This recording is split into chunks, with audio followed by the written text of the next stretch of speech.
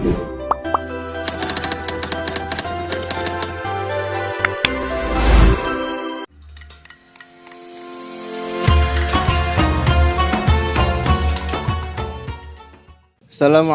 warahmatullahi wabarakatuh.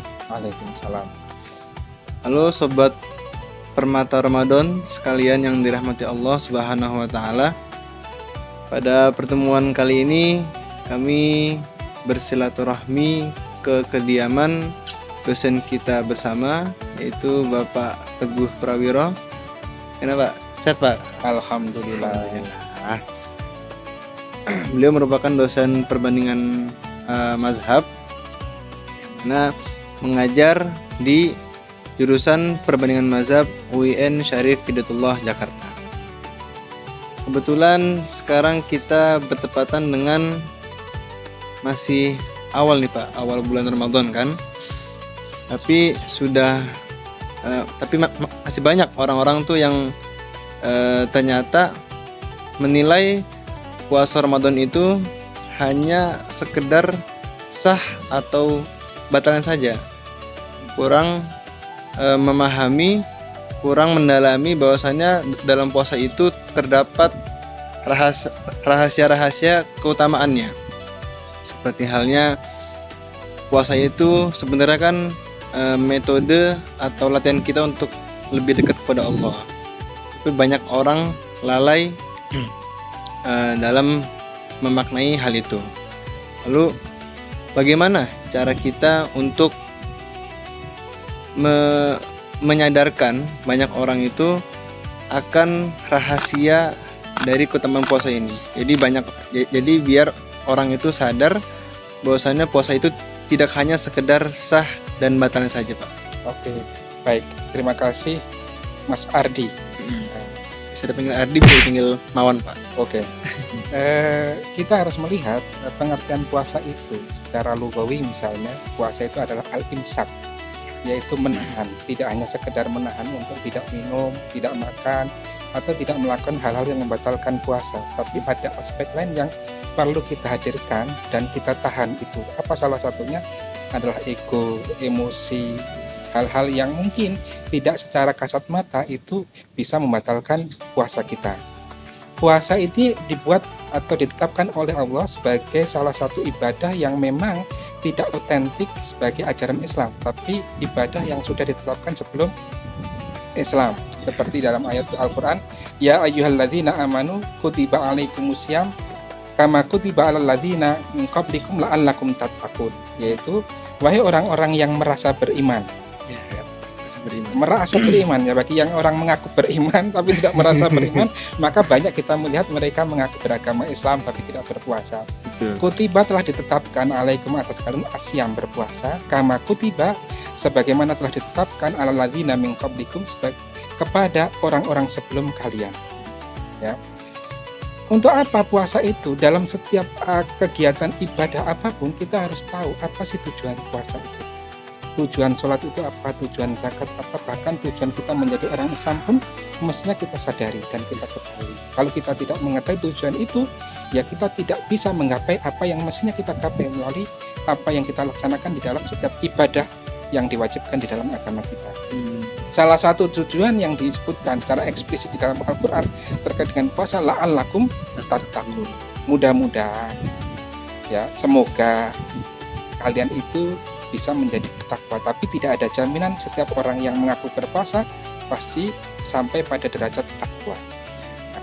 Maka para ulama, terutama ulama sufi itu membagi puasa ke dalam beberapa tahapan. Satu, puasa orang awam, puasa orang khusus, khawas, dan yang ketiga puasa orang arif. Ya, bagi sebagian orang mungkin cukup berpuasa itu tidak makan, tidak minum, tidak melakukan hubungan suami istri atau hal-hal lain yang membatalkan puasa. Tapi bagi sebagian yang lain, kata imsak itu tidak hanya menahan untuk aktivitas yang bisa membatalkan puasa, tapi imsak itu juga menahan kita untuk tidak melakukan hal-hal yang tidak baik. Dan ini menjadi tarbiyah atau menjadi pendidikan bagi kita semua untuk meraih derajat takwa tadi, ya. Dan tidak ada di antara kita yang tahu apakah kita sudah bisa sampai pada derajat takwa, karena ketika kita merasa sudah bertakwa, itu sesungguhnya kita sedang menjadi orang yang takabur. Ya, betul, Ya. betul. Jadi jangan merasa ketika saya sudah berpuasa maka otomatis kita menjadi orang yang bertakwa. Tidak. Justru kewajiban kita untuk selalu berusaha terus menerus menjadi selalu lebih baik hari ini, lebih baik dari kemarin, besok lebih baik dari hari ini, dan begitu seterusnya. Dan itu sebuah ladang ijtihad yang tidak pernah berhenti bagi setiap umat Islam. Baik, kalau puasa secara syariah, ya kita belajar kitab fikih siam atau fikih tentang puasa. Ada hal-hal yang membatalkan puasa, tapi apakah cukup kita memahami makna puasa itu berdasarkan fikih siam? Pendekatan-pendekatan fikih itu mengajarkan kepada kita untuk bisa melaksanakan puasa sesuai yang diajarkan Nabi. Tapi untuk meraih hakikat dari puasa tadi, atau sampai kemudian kita bisa meraih tujuan puasa tadi, kita perlu lebih melakukan dari apa yang diajarkan di dalam kitab-kitab fikih puasa. Maka kalau kita membaca salah satunya surat Jumu'ah itu yang ayat kedua disebutkan waladzi yu'allimuhumul kitaba wal hikmah. Nabi itu mengajarkan apa? Mengajarkan kitab, ya. Tapi tidak hanya sesuatu yang bisa kita baca, sesuatu yang kita pahami, tapi Nabi juga mengajarkan hikmah. Dan hikmah ini tidak semua orang bisa menangkapnya. Sehingga kemudian kalau kita mengatakan apakah sudah cukup orang berpuasa tapi mengabaikan aspek-aspek yang lain yang dapat secara kualitatif, misalnya kita katakan orang berpuasa tapi kok kualitas kehidupannya seperti itu, apakah itu tidak bermasalah? Maka kenapa Tuhan itu mengatakan fawailul musholin, maka celaka orang yang sholat, ya. Kenapa? Alladzina hum li sholatihim sahun, mereka lupa meskipun kelihatannya sholat tapi lupa.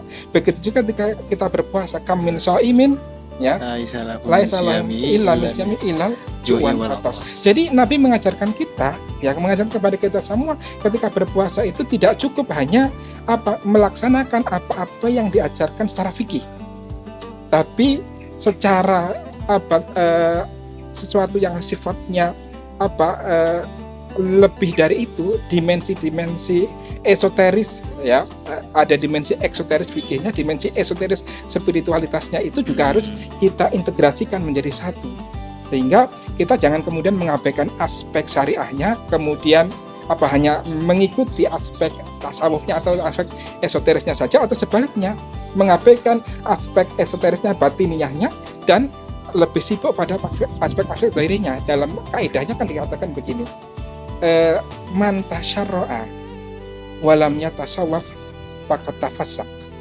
Barang siapa yang hanya sibuk bersyariat saja dan lupa untuk mendalami tasawufnya, maka sudah menjadi fasik, ya. Sebaliknya, man tasawwafa walam yatasyarra faqad tazandak. Barang siapa yang hanya mendalami aspek batiniyahnya saja dan mengabaikan aspek syariahnya saja, maka sungguh dia zindik. Siapa yang berhasil, yaitu waman jama'a bainahuma faqad tahaqqaq. Dan barang siapa yang bisa mengintegrasikan kedua aspek itu di dalam kehidupan beragamanya, maka itu sudah level hakikat. Di situlah maksudnya kita melihat ajaran-ajaran Islam itu indah karena memang yang diajarkan bukan sekedar aspek lahiriahnya saja, tapi juga ajaran ini mengajarkan tentang bagaimana kemudian kita mengatur aspek-aspek spiritualitas dan rohani kita sendiri.